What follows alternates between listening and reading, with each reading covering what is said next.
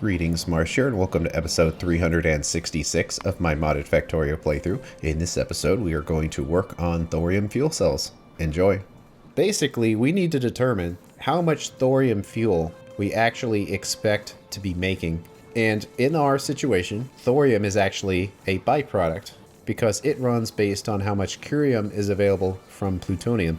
And when we run it, we will get 75% of the curium back. It's not self-sustaining, but it will sustain itself for a long time on the field that it has. But also, a lot of the curium is going to be stuck in thorium fuel cells in reactors that can't run because some of the reactors don't have fuel. So we're going to need a modest amount of it just to even get this process started at all. So it's good that we have 79 of the curiums because each one of those will make 15 fuel cells.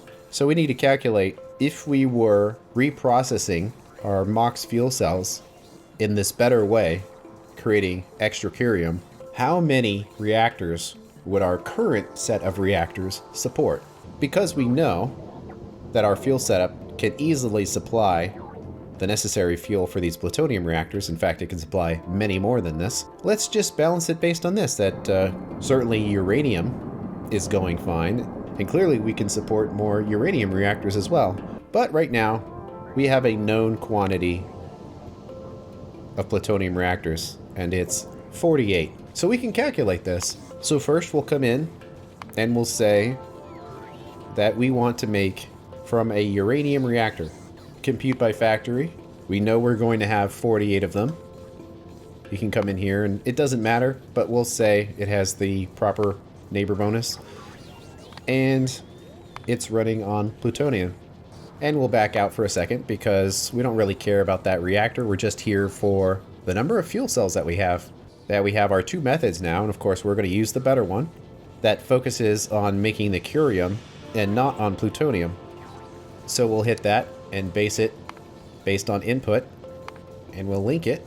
So if we make the necessary fuel, we'll need this, and we could put productivities in there, but if we back it out, you can see how this is still a mildly plutonium generating setup, and you still need the uranium to do that because the uranium goes into the fuel cells. So you're always turning the uranium-238 into plutonium by burning plutonium. Of course, it would be better if you had the productivities in there, but that's just kind of how you breed plutonium, at least in Angel Bobs.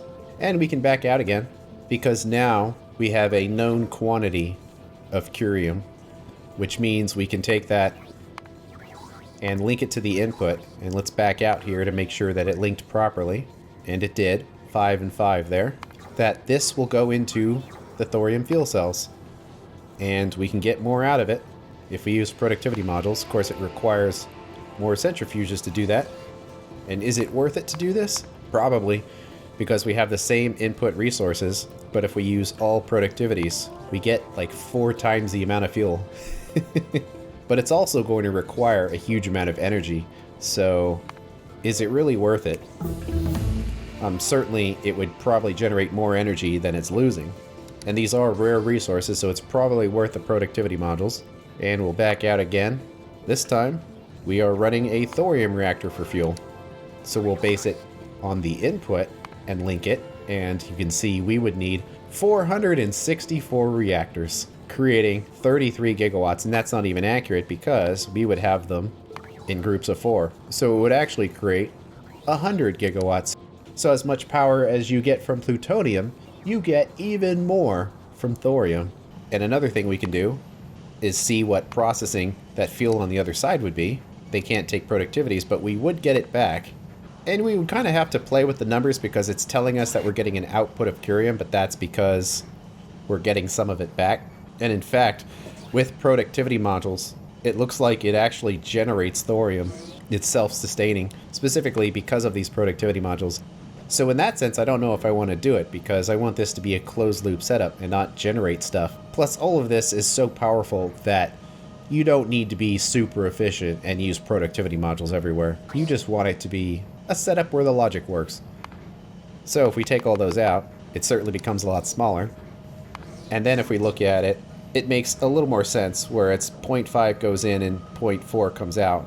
So we've walked back the numbers a little bit, and it's still a lot of power. 30 gigawatts, but we want to keep all these kind of linked, and Hellmod isn't going to like the fact that we're getting and consuming curium from the same setups, because Hellmod is just kind of weird when it comes to this kind of thing. This isn't a matrix solver issue. That looks like that works. That it just doesn't link properly, because matrix solver doesn't work to do this. But that should solve it, because now curium is not on the input or the output. We are consuming all curium that comes through. We still have our 48 reactors. We're still processing that fuel, so that number stays the same. What we changed was how much thorium fuel we were getting from that, and then how many reactors it supports. So now we're at 468 reactors and 101 gigajoules, and that's without the productivity modules in the fuel. So it's a lot of power. And lots of centrifuges, but I suppose at this point we should probably start putting some modules into here. Of course, it's just going to be speed modules. I suppose part of the power of the centrifuges is the fact that they can hold 6 modules for centrifuge 3, which really lets you ramp up the productivity if you want to. And, oh, look at that, we're almost done with the turrets, finally, down to 35 of them. So we still have some resources that aren't part of this cycle that we would want to check. The Neptunium that comes out of processing the thorium would need to be itself processed, which is easy to do. And that gives us a little bit more plutonium. We could calculate for the fuel that goes into the plutonium reactors as well, if we just want to see what the net would be of all of this. And I suppose we could put productivities in. We're even using productivities now, I believe. Yeah, don't really need them, as we're finding out. But that gives you an idea that there is still an input of plutonium after everything's said and done. So you need to breed the plutonium with the plutonium reactors, and then you would put it into this process. But having the productivities on plutonium is probably pretty good, because we need a lot of it for rockets. We'll get a tiny bit of uranium-234 from processing that thorium. We'll also get a tiny bit of uranium-235 from the plutonium to go back down the chain. But we needed to do all that to figure out, is this amount of thorium-232 doable?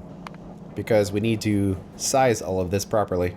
So we click it here, but clearly it's linking to the plutonium input and not the thorium input. So we will control click to make sure that it links properly to thorium.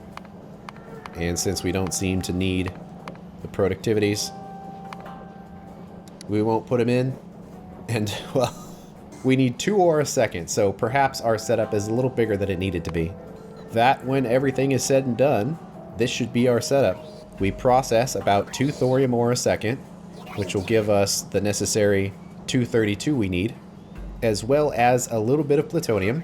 We make that fuel in this step here by adding zinc, plutonium, curium, and thorium. This thorium is more than we're making, but that's fine, because then when we reprocess the fuel, when we're done with it, we'll get thorium back, some curium back, some plutonium back, and then a little bit of extra 234, and then because we have no inputs or outputs, it means they're all balanced, so in the end it will work.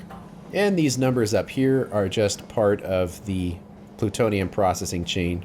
So we're pretty good here, ready to rock and roll with our new setup. First thing we're going to need to do is upgrade to the better plutonium processing, so we get more curium for our thorium. And we're probably going to need the centrifuge 3 for this, and I'm pretty sure we're not making it. But I left a spot in here.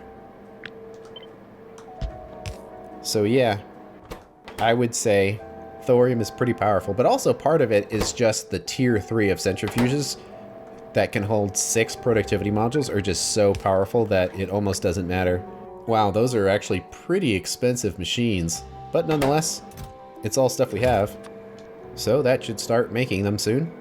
Oh, there they come. It's taken a little while because it's so many items for that poor inserter to move. Although that's the wrong recipe, that's centrifuge 2.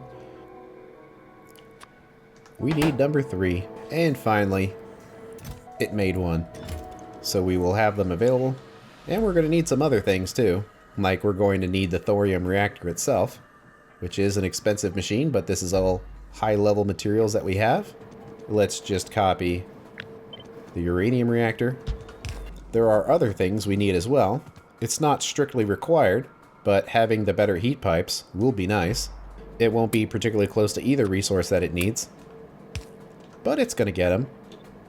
And there it goes. The other element of this is we'll want the better heat exchanger. That'll just make the setup more compact and use less water. And the better turbine for the same reason. And they're being made. Okay, so we've got all the components we need. Let's jump down here. Probably gonna have to change this setup a little bit because the resources are going to change. So right now the plutonium fuel cells come into these buildings here, but we already have 2.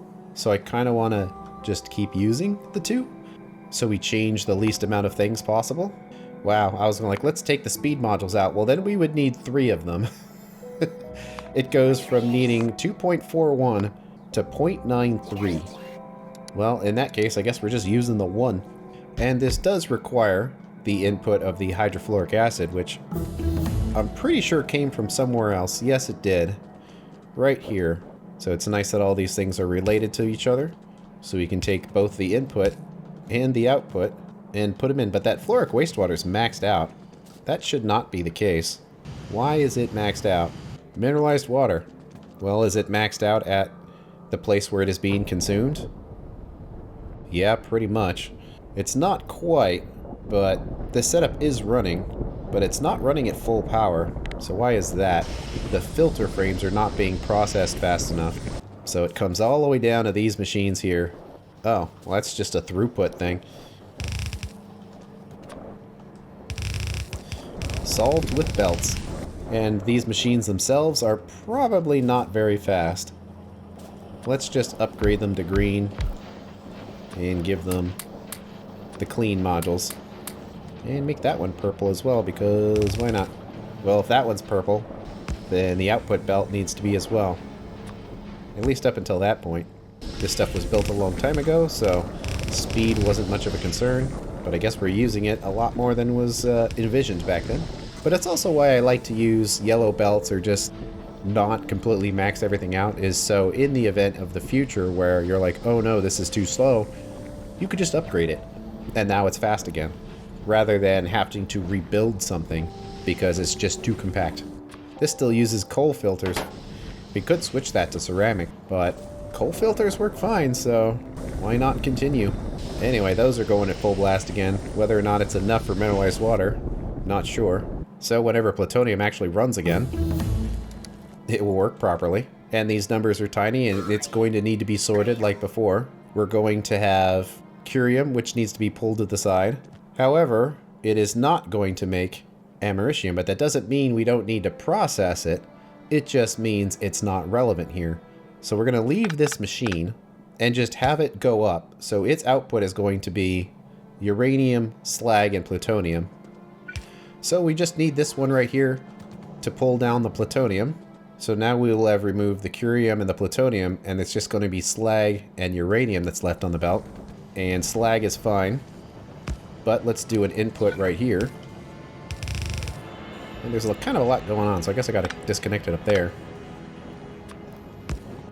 And let's pick uranium because it'll make probably a little more sense, just looking at it. That the uranium will go to the side and get put back into the necessary warehouse to get used, and that's going to be 235. Meanwhile, the slag gets sent down to where it needs to go. Alright, so now we need to make our thorium fuel cells. And to do that, we need to actually process the thorium first. But it's going to be a hilariously small amount, and I keep looking at this thinking, man, something's not right about this. It's not going to create enough power. I'm like, no, no, no. It's going to be 100 gigajoules. It's fine.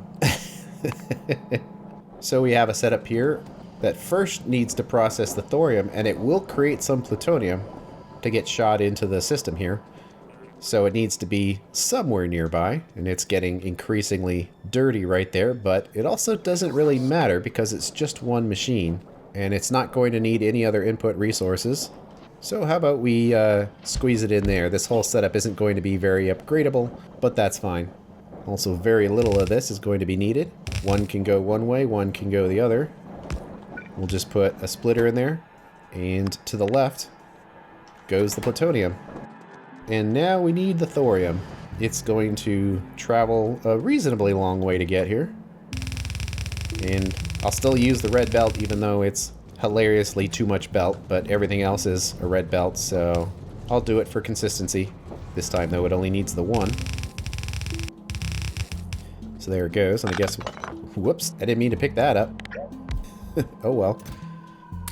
Thorium's back.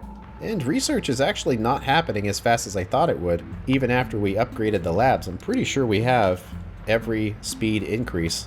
We do. But these late game researches take so long that these two setups will consume 4.6 science, but even the slower setups can do more than that. So it's funny, but I think we can get away with even more science than we have. How about we do twice as much? And we don't have room down there, but we have it up here. So can we just remove these zones? Probably. So what I'm thinking we can do is pick up the whole line of them. Oh, that inserter definitely doesn't need to be there. Place it back down, but going the other direction, like that. And then do it again, going the other direction again. So it's just kind of snaking back and forth.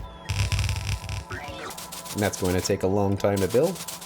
And stone is maxed out again. Do we not have any sulfuric acid, or is it something else? It's the sulfuric acid. Oh, but that's actually because the warehouse is completely empty. But why? Shouldn't we be puffing? We are not puffing. What is not here? Sulfuric wastewater. Well, that comes from the air scrubbers, and the air scrubbers can't get rid of their filters. And these ones here aren't running because no fuel. And the fuel type, well, that kind of makes sense, was wood bricks, and wood bricks are no longer being considered a fuel type. That took a while for that problem to show up, but it did. We have wood blocks. They're just not being treated as a fuel being delivered by drone. The only fuel that drones deliver now is these white refined fuel blocks. So that is what we have to give it. And they're a very good fuel anyway. And probably just the one drone is enough. Yeah, and in like a split second, our factory is completely overloaded with stone now. 102,000. Because this couldn't run. Because it's been running pretty consistently up until this point, just making stuff with all this research. Alright, well, let's help it go faster. Of course, right when we needed to deliver something, it didn't have any fuel, but let's push it along here.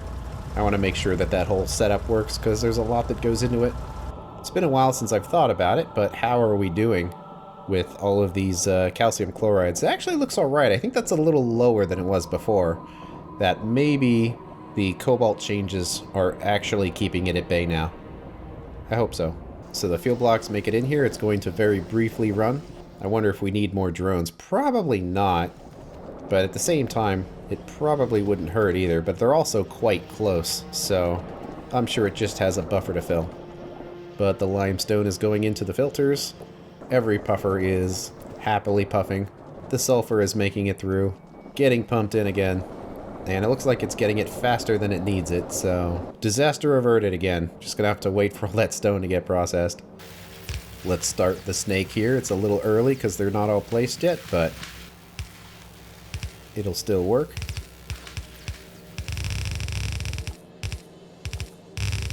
And there's the snake in its entirety. Hopefully I did it properly. I think so. Where everything will be properly moved. It's gonna be a lot of random... science packs stuck in various places for a while, but eventually it'll balance out. No blue science. And why is that? No laser array. No flash fuel. And that's because no naphtha. So what's going on here? No crude. It's maxed out on raw gas. The raw gas is maxed out on its liquids. The liquids are maxed out on methane. So let's follow methane around. Yeah, that tank is maxed. This tank is maxed. So is it just not needed for plastic? We just haven't needed it in a while? Because it should have been sent down here. Yeah, methane is full. Because it would be right in here and we just don't need it. Well, in that case then, it is a perfectly appropriate dump to turn on these fuel blocks again. But we want to get the number set up where it has priority down here. So that is set up to 50% of the tank. So how about this one is set to 80% of the tank. And just this one seems a little slow. So let's crank this up a bit. As much as we have to get it so it's running at full power. That's a lot of fuel blocks for the power plant to burn. Well, the blue science has piled up again. So clearly that was enough to make it work. Hopefully the system catches up again. It seems like it is. It's just kind of slow at it. Now we're short on a different science pack. This time it's the weapon testing one.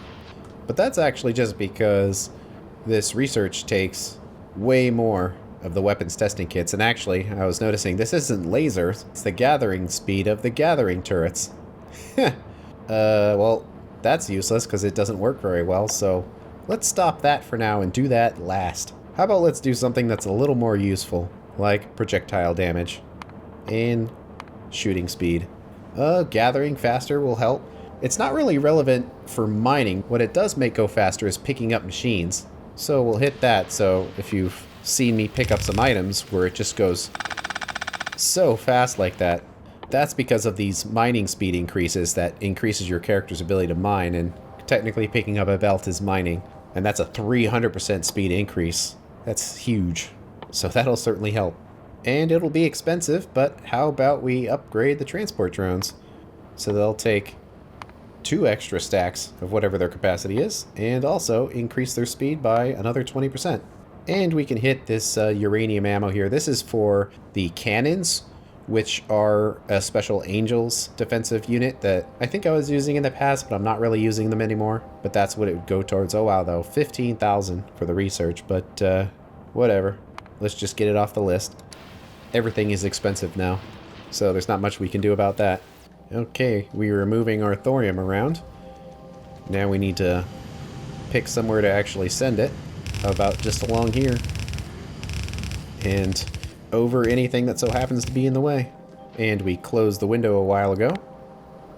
But I like keeping it open to see what the numbers are, and they are absolutely tiny. And just one inserter will do the job. And here it comes. Well, there's the thorium.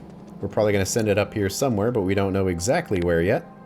So now we need to decide which one do we want to do first. Making the fuel cell or reprocessing the existing ones. How about we make the cells? And it does require 3 machines. And we're probably going to want to have some kind of storage chest for this, because when we reprocess it, it's going to need to go somewhere. Fortunately, this is right in the way. Just gonna pick it up for now. Well, since this is the ultimate destination of both curium and thorium, how about let's just put them on here. And have a belt going in. We don't need much in here. How about let's just aim for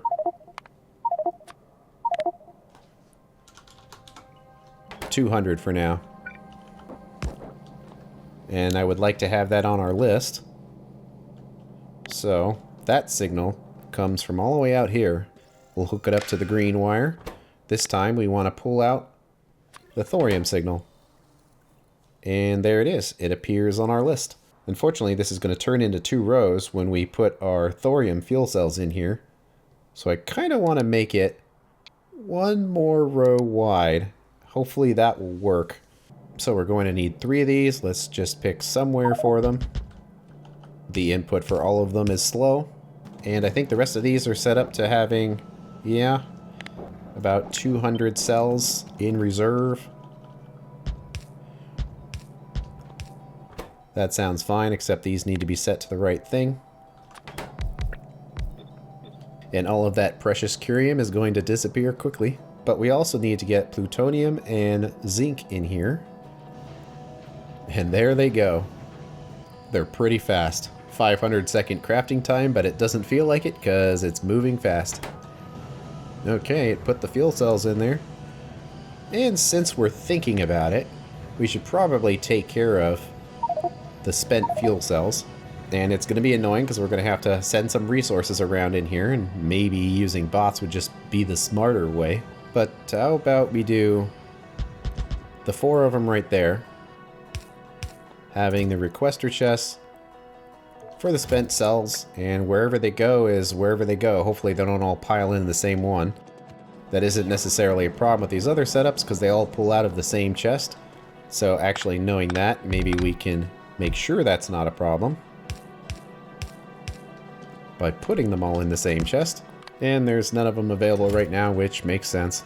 Wow, that pole covers everything. So this gives us a lot of junk that we need to handle. Although I was thinking we were going to get some americium from this, but it doesn't look like it. It looks like this is a setup that we can safely remove, which means that we only actually need the plutonium to go any farther than this point. But let's put that down there, because if we do this, it'll be a little straighter. So let's just do the belts to the right. They're going to have an output of all 5 of these things.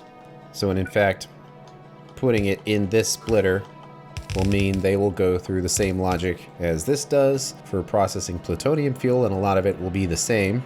So it's going to pull off to here for the curium. Let's pull off before that point for the thorium. It's going to be kind of a lot of belt madness.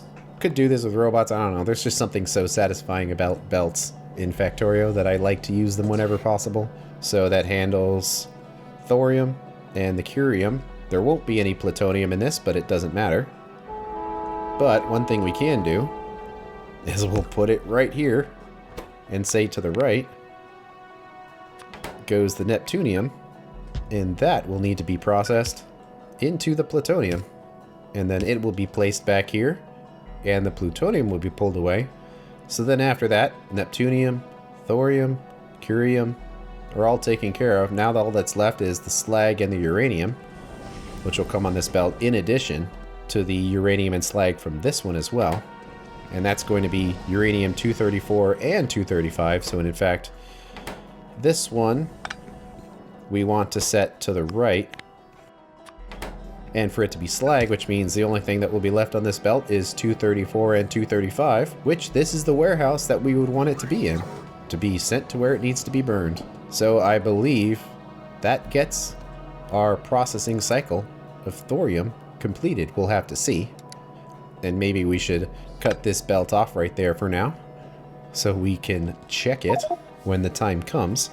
But now we need some power, and we can pick any number of reactors that this setup will technically supply 468 reactors. We do not need to have that many, but we might want to consider doing a bigger build, because we have 48 reactors now producing about 7.8 gigawatts, but that's on average basically for the whole factory. And it's not that we've run out of power, but it has gotten down to like 10% a few times here. So I'm thinking having a little bit more power might help. So let's just do a new build, because we want to calculate this out. We want thorium. We're going to calculate by factory, because we know we're going to do a 4-reactor setup. And it's a 4-reactor setup here, and the way this neighbor bonus works is it's not how many reactors are touching each other, it's how many reactors you have in your build. So if you have a 4-reactor build, you select the 4-reactor neighbor bonus, because you see it's giving us a plus 200%, which in other words is a 2 neighbor bonus, and that is what you would get if you had a square of reactors. So set it to 4, and we can see the end result of that is going to be 864 megawatts. And how does that compare with our other reactors? Well, these two together is 648. So it is certainly denser, and we are full running on uranium now. So it is a more dense form of power, but it's not obscenely dense, it's just the fuel is more effective. So we're going to essentially have to treat this like plutonium. Since there's 15 gigajoules in each cell, we can't just turn the reactors on and off as we see fit. We're just going to have to let the level get low and then put one fuel in, like we are with plutonium, and just hope the accumulators have enough power. Now we could stagger them to have them turn on in groups, but that's a lot of precision that I'd rather not do with the circuit network for this. I'd rather it just work properly. And it has been working with plutonium so far, so I'm thinking it'll work with these as well. But let's see what we can get out of it. Well, we will have our 864 megajoules of heat, so we have to come back in here again. And what we're going to want to do is turn that heat into steam. So we'll select this. It automatically has the boiler 5, but we don't want boiler 5. We want our heat exchanger 4. And for some reason, it's just not linking. Sometimes Hellmod can be weird when it comes to these different temperature steams, because if we just put a number in here manually, it totally does link properly. Well, it looks like it's 4 and 48, which that kind of sounds like the same ratio we have now. It seems suspiciously close. So it's 4 and 44 is what we're running, and that's not an exact ratio, but it is reasonably close. So it's 4 to 48, and now we have that steam, which we need to turn into electricity through a steam turbine. And shrug, it didn't link again, but let's see what we can do. So it's probably a 2-to-1 ratio on these, so I bet it's 96. Looks like it. So 4 to 48 to 96, and that would create 864 megajoules and only consume 5,760 water, whereas our current setup does 5,280 water, but it's a lot less power. Not that water is much of an issue because of all of these ducts. So I'm thinking we'll probably want to do about double what we did here. So in other words, a setup just about as long as this with basically just as many pumps, but I don't think I want to put it there just because it's already there. And if it's actually 4 times as long, that would be substantial. Another thing we haven't calculated is that we might need to have more of these 234 burners, and we can actually calculate that in this by going to the 234 and saying we're going to have an input of it, and sure, we will throw the productivity modules in there, although that does make this setup quite huge, so maybe not. That burned in a nuclear reactor times 4. That's actually kind of a lot. We might need to have a significant setup burning just these. That would be 10 gigajoules on its own. That's important to note, that we might need to expand this out to here just for the 234 reactors and move the road, which means there isn't room here for thorium. And it's actually kind of tricky because I want to leave this space here in case we want to do something crazy with the science bus. We can't really take this space because all of this is reserved for the main bus, potentially for rockets or anything else we want to do out here. And a lot of this space is just not big enough. How about we do some setups in here? Can't really rotate these, which is annoying, but if we did them vertically up and down, we could fit a few of them in here. Or even just doing like potentially side by side. That actually might be fine, just 2 of them.